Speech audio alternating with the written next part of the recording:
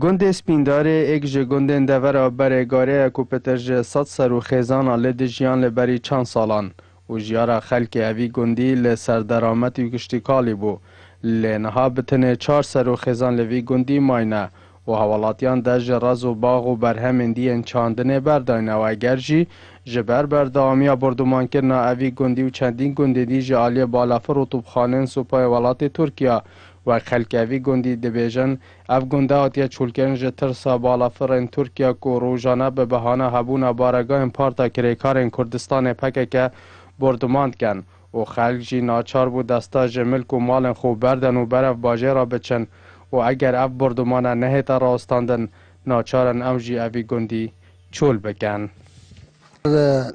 اوی ترکیه طیاره ترکیه و توپا توه نما و بری 3-4 روزه کجی تقریبا نزدیکی 20 توپا که هر مشوره دونست حتی سرید نه جهت پکه کو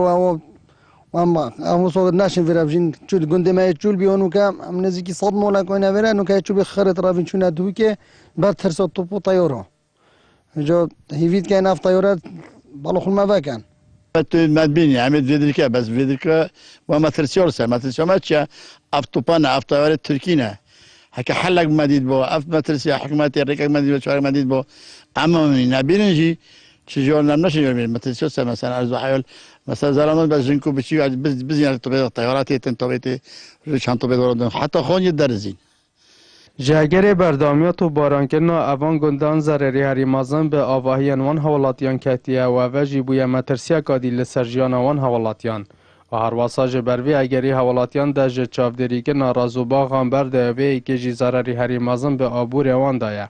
کو جیارا سرجمون حوالاتیان لسر درامتی بویه